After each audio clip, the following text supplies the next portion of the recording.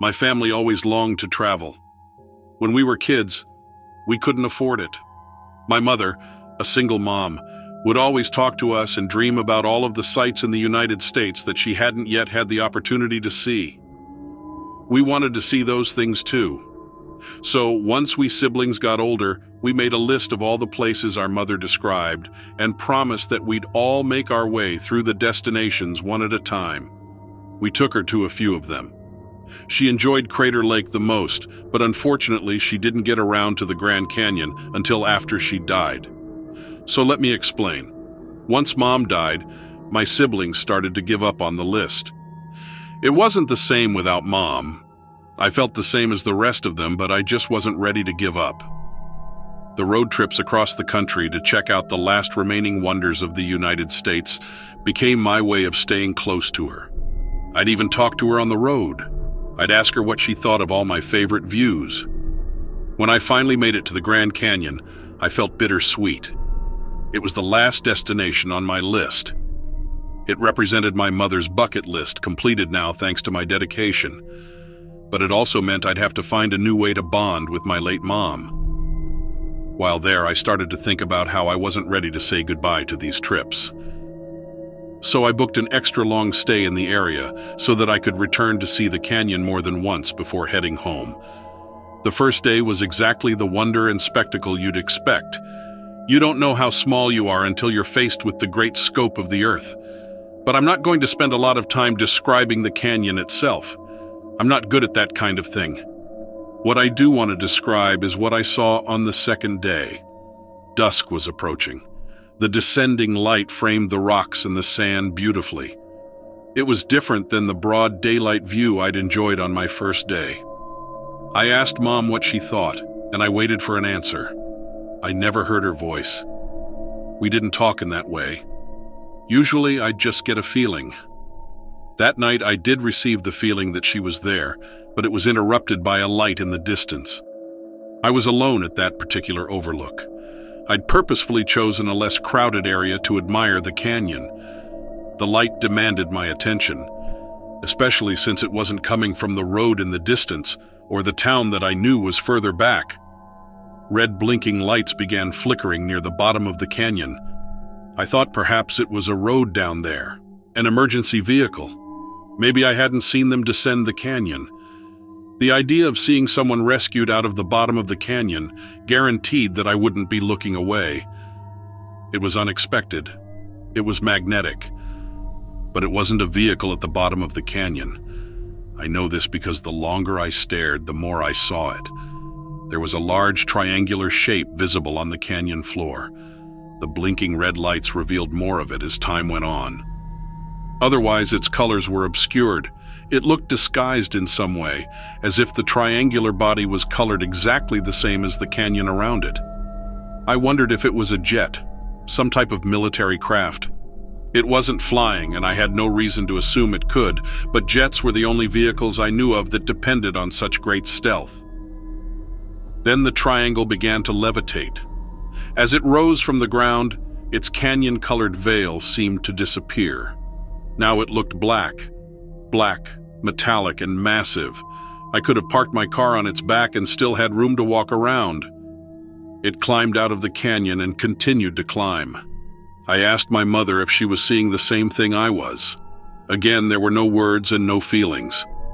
I was confident that she was there with me. There was no way she'd let me face that thing all alone. Besides, someone would have to believe my story. I was already repeating how unbelievable the encounter was in my head at the time. The longest point of the triangle turned and seemed to fixate on my position. The red strobe changed its pattern. I still wonder if it was trying to communicate. I've tried to learn Morse code since that night, but I can't perfectly recall the way the lights were blinking. I only remember feeling glued to that sight. I was a moth being pulled into a flame. The craft and I stared at each other. It seemed to be waiting for something. I can't explain it, but I suddenly felt my mother more strongly than before. It didn't just seem like the craft was observing me. It felt like she was looking down from somewhere up above. Imagining her in that ship instead of somewhere in heaven made me smile. She would have had some great views from inside of that thing. Then the vehicle dashed into the night. It tore toward the clouds at a blistering speed. It didn't make a sound either. The next day I asked around. There were a few other reports of strange shapes in the sky. I wasn't the only person with their eyes on the Grand Canyon after all. What I want to know now was, why did I feel the way I did? Why did it feel like she was there with me? Has anyone ever talked about that before? Was it something genuine? Was it shock? Was it even real? I want to know the theories, and I want to know if I should go looking for it again.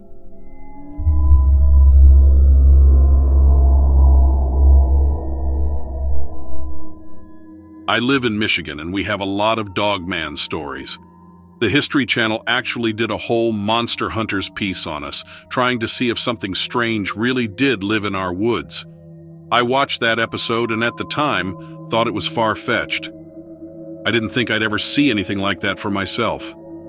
The dogman is kind of like the Sasquatch of the Great Lakes. Everyone hears the Bigfoot stories coming from the Pacific Northwest and California. Here in Michigan, it's all about the dogman. I feel that usually when people think of dogman, they think werewolf. No, it's really nothing like that at all. Werewolves are normal people with a condition that turns them into a bloodthirsty killer on a full moon. The only way to kill them is with silver, and the only way to appease their hunger is with blood. I'm convinced that the dogman is real, and I'm convinced that it is really just an unknown, misunderstood creature. I saw one, and I'm positive that they are just like wolves or coyotes, or even deer.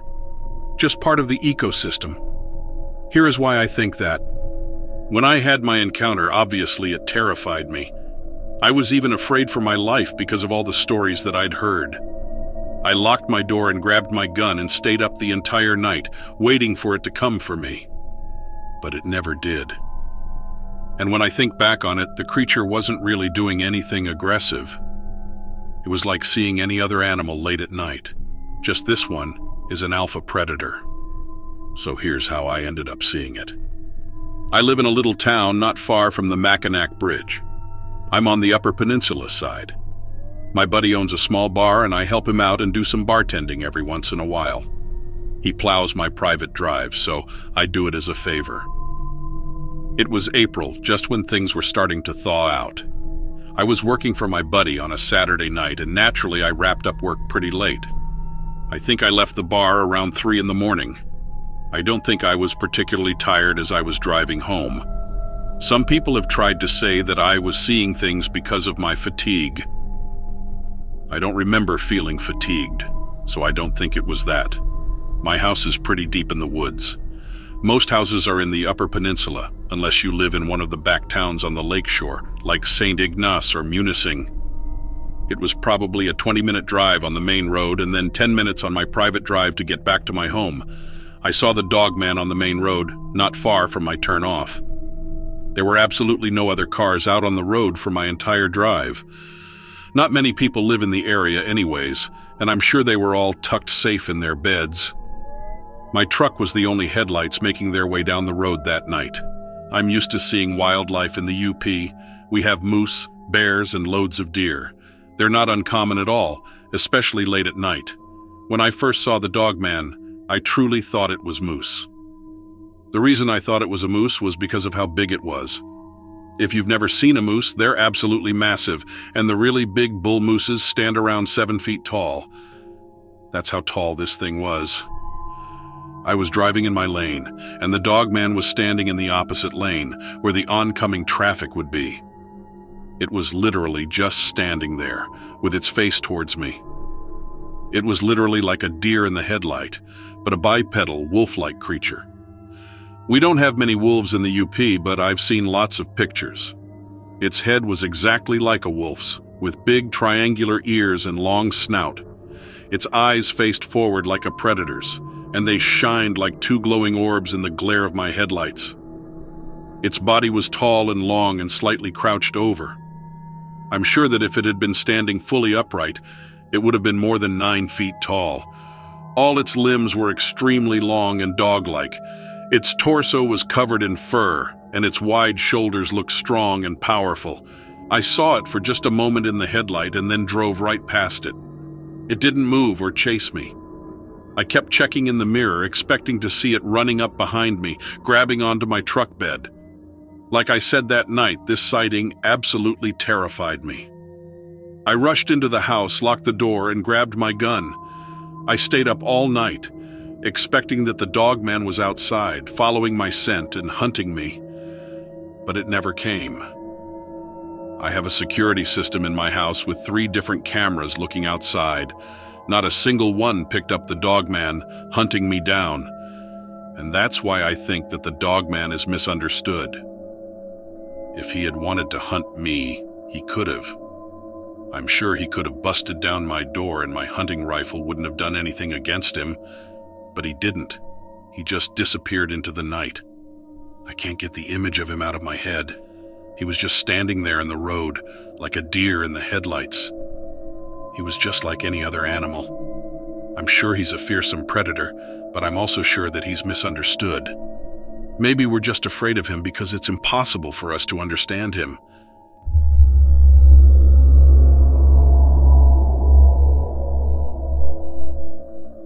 I'm a firm believer in the supernatural. I know it's real, and I've had a few experiences to back it up. I was born and raised in Hawaii, and while it's mainly known as a touristy paradise with its beaches, mountains, surfing, and luau's, there's a dark side that most aren't aware of unless you live there. Hawaii is ripe with history, folklore, and spirituality, and there are hauntings all over the islands. Popular spirits include Madame Pele, the goddess of fire, the Menehune, the choking ghost, the faceless woman of Waialae Drive-In, and the Green Lady of Wahiawa. One of the scariest encounters that I personally had involves the most legendary ghosts of all. In Hawaiian, they are the Huaka'ipo, but are more commonly known as the Night Marchers. Anyone who lives in Hawaii has at least heard of them. They are very real. The Night Marchers are the ghosts of ancient Hawaiian warriors said to travel on certain trails from sunset to sunrise. Supposedly, they appear during the last 4 phases of the moon, before it goes dark. It's said that you'll know when the Night Marchers are coming when you hear their drumbeat and the sound of a conch shell blowing. You'll see their torches in a single line, descending down the mountains. That's your cue to run and hide. You're not supposed to look at them. If you do, they'll pull you in and you'll be doomed to walk with them for eternity. You're supposed to show deference and respect by taking your clothes off and lying face down on the ground. If you do look at them, it's possible to be saved by an ancestor who is marching with them. The ancestor will call your name and claim you as theirs, and your life will be spared. Simply put, these are not the kind of spirits to be trifled with. One summer weekend, my cousin and I went camping and boar hunting. I won't say where because it's best if people don't try to go there. It was near the base of a mountain, and we had to hike a few miles after parking off a dirt road. On our first day, we bagged a boar and cleaned it, then cooked some of the meat for dinner. We had a few beers afterwards and just talked story, laughing into the late hours of the night. There were no clouds, and the tapestry of stars was a sight to behold. The moon was just a silver, but I didn't think anything of it at the time. We eventually went to sleep, but a few hours later, my cousin violently shook me awake. I didn't recognize him at first in my half-asleep stupor, and I almost punched him in the face, but I quickly saw the terror in his eyes. I had never seen him as scared as he was in that moment. He told me to shut up and listen, and that's when I heard it. A slow, steady drumbeat, then the sound of a conch shell blowing. It was in the distance, but not too far away. I looked at him in disbelief. I think I may have even laughed, but he yanked me up with one arm and pointed at the mountain. Through the trees, I saw it. It looked like floating fireballs streaming down the mountain in a single line. It was them, the Night Marchers. From out of nowhere, we were hit with a wave of warm air as the drumbeat grew louder and louder. We got up and ran, abandoning our campsite, and blindly plowed through the jungle. The sound of the conch shell blowing was closer now, and out of my peripheral vision I could see a soft orange glow. A mist began to surround us, and we were assaulted with the horrid stench of something rotten. My cousin screamed at me to get down. I knew I was supposed to take my clothes off, but there was no time for that, so I dropped to the ground face down and closed my eyes. My heart pounded in my chest as I waited there for what seemed like forever. I felt the warm air wash over me as the drumbeat was finally upon us. But I couldn't help it. Curiosity got the best of me, and I peeked through my fingers. All I could see was the ground in front of me. I was enveloped by a swirling mist that glowed orange from the torches that the night marchers carried. I caught glimpses of legs walking right past me, but they didn't have feet. Against my better judgment, I looked up. I'll never forget what I saw. They were apparitions, shadows of towering men dressed in traditional Hawaiian warrior garb, capes and helmets. They were obscured by the orange glowing mist, so I couldn't make out their faces. They all carried torches in one hand, spears and other ancient weaponry in the other. But then the drumbeat stopped, and they halted, turning to look at me. I felt this weird floating sensation, and everything began to spin like I had vertigo. I started to black out, but not before I heard a voice call out my name. I don't know how long I was unconscious, but I woke up to the sound of my cousin yelling for me. The night marchers were gone, and it was dark under the canopy of trees. I got up and saw my cousin 20 feet away. I flagged him down, and he gave me a big bear hug. He said he was afraid I was lost forever. I somehow ended up pretty far away from where we initially dropped face down. I had no recollection of what happened, other than the brief glimpses I caught when I stupidly looked up at the night marchers. My cousin and I went back to our campsite, waited for dawn, then packed up our things and got out of there. We told our tutu what happened, and she said I was very lucky. She confirmed that our family was descended from the Hawaiian warrior class and that an ancestor claimed me, saving my life. Strangely, that experience gave me a new sense of pride about my heritage. As a culture, Hawaiians revere the land, what we call the Aina, and there's a strong spiritual connection. The Aina deserves our respect, and if we don't give it, we may open ourselves up to a reckoning we aren't prepared for.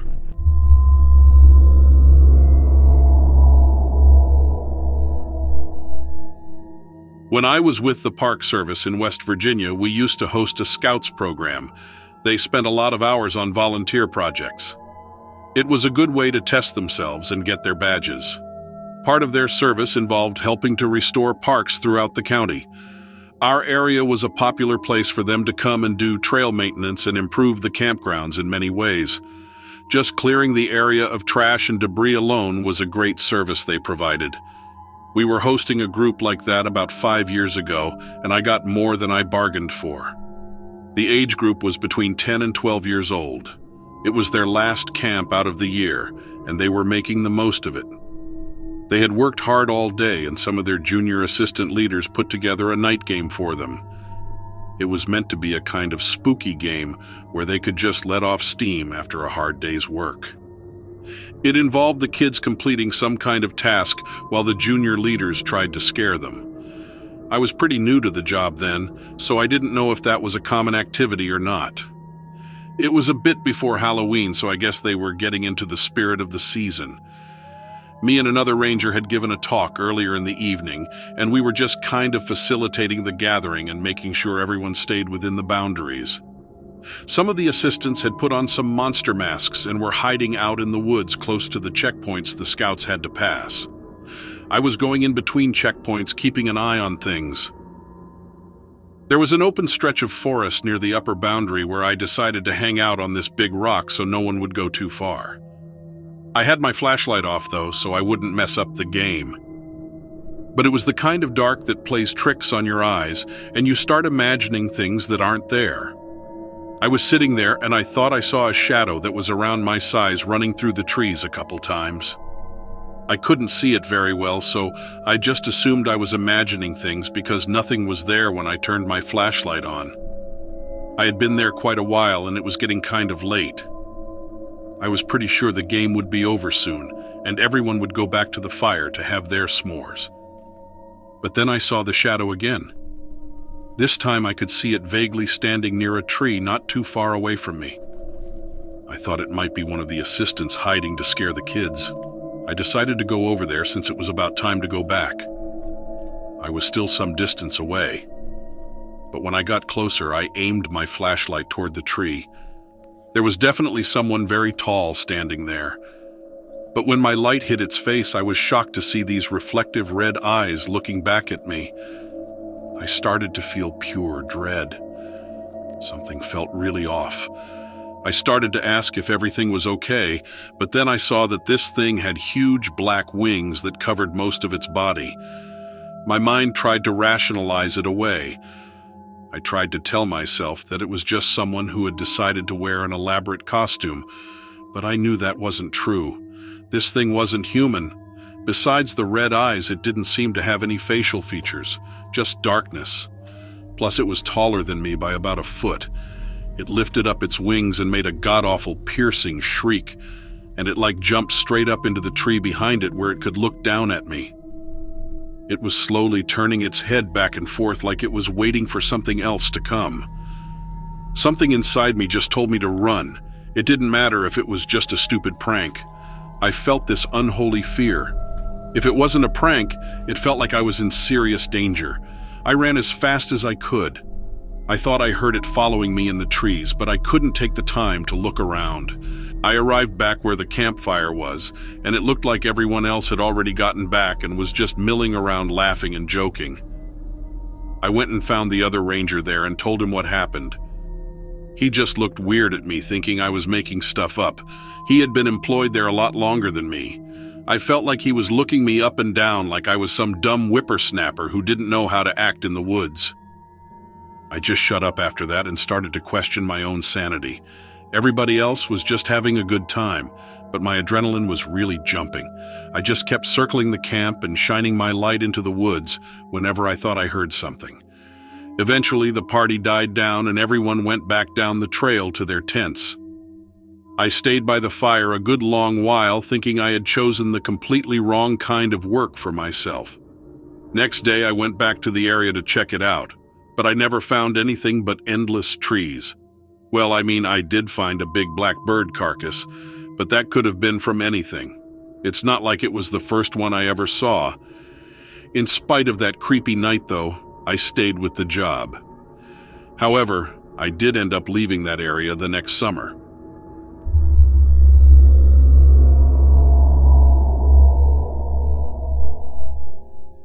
I'm a logger living out in Seward, Alaska, part of the Kenai Peninsula. I'm in my 40s now and moved up here in my late 20s after bouncing around a bunch of big cities in the States. Like a lot of people living here, I came to Alaska for some peace and quiet. The nature is a huge draw for me. I also like the ability to be self-sufficient. I have a boat docked in the harbor that I take out pretty regularly when I'm not on a job somewhere. Depending on the season and what I'm looking for, I might check out some inlets for waterfowl, go moose hunting, or go fishing. I grew up freshwater fishing, but ever since moving to Seward, I love sea fishing. I live with my wife Janet and our 2 kids, both of whom are in high school. Every March, the fishing season opens, and I spend a few months bringing in fish whenever I can to stock our freezer chest with for the winter. My and Janet's favorite is halibut. Halibut is a huge, flat fish, and the daily limits are 2 per person, so sometimes Janet or my oldest son, Christopher, will go out on the boat with me. A few years ago, in 2019, I just finished up a job with my company further north and inland. I was itching to get out on the water and, after settling in at home for about a week, decided to take the boat out with Janet. This was also kind of a date night for us since I'd been away for almost a month. We took the boat out very early, just as dawn was starting, and headed southwest to the more open water, but not too far off the shoreline since halibut are bottom feeders. We had some frozen salmon heads and squid left over from last season defrosting in a bucket, and Janet and I were setting up the poles and gear. Fishing is a great sport, but can be dangerous, especially in Alaska's waters. The temperatures even in April are freezing, and you can get hypothermia quickly, not a situation you want to get into if it's just 2 of you out in a remote area in a boat. As we were setting up, I was letting the boat drift, maybe 500 or so feet from the shore. We were just off the coast from Fort McGillivray, a landmark in a heavily wooded area that creates a little point into the bay. I just stuck my hand into the bucket to check on the salmon heads and squid when Janet said something and pointed toward the shore. When I looked up, I could see a dark shape moving along the beach area. This isn't an uncommon sight in Alaska at all. At first, I assumed it was a bear since they like to comb the beaches, but it also could have been a moose or deer, or even a hunter, although I doubted that. I got a little excited but could tell that something was strange about Janet. She was sitting stiffly and staring at the shore. When I asked what was wrong, she said that something just didn't look right. It was about 5 in the morning now and we were ready to fish, but she seemed really bothered. I offered to drive the boat closer and see what it was. She was resistant at first, but hesitantly agreed. She gripped the edge of the boat tightly as we sped toward the fort and beach. Meanwhile, as soon as I started up the motor, the creature on the beach turned our way and was checking us out. I expected it to run off as we got closer, but it didn't.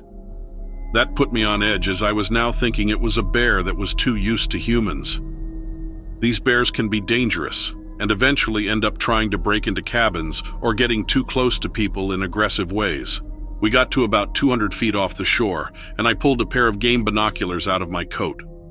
It took a second to get situated, but I got the creature in my sights and realized it wasn't a bear at all. By now, it was trying to move into the wooded area off of the beach. As I watched, holding my breath, it moved on 2 feet, not like a bear, but like a stiff human. Janet then hit my arm and told me she wanted to go back out. "Hold on," I said, wanting to get a better look. I didn't dare bring the boat in closer since the water was very shallow, but I kept my eyes glued to the bipedal creature. It wove in and out of the trees, poking out every few seconds to look back at us. The trees obscured it a bit, but I was able to see longer, shaggy hair on its body, matted in some places.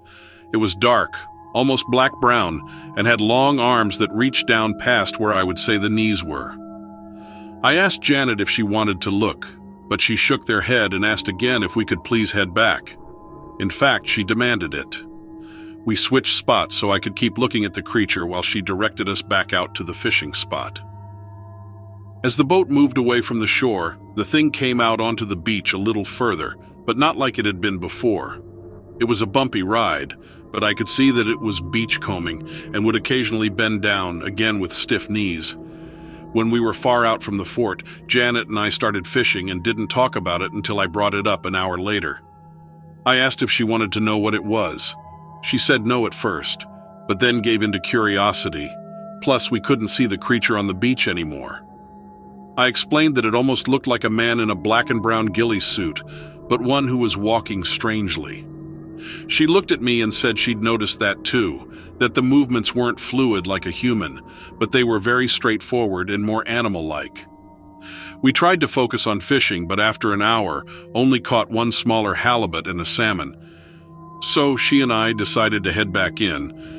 Since that day, we haven't seen anything like the creature again, but I've brought it up over beers in the bar and have heard similar stories. Locals in the area seem pretty comfortable with the idea of Bigfoot or something ape-like around. I'm thinking that's what we must have seen. Whatever it was, I didn't get a feeling of menace or aggression about it. It seemed more to be like it wanted to be left alone and stay unseen. I never believed that such things existed until we saw it for ourselves.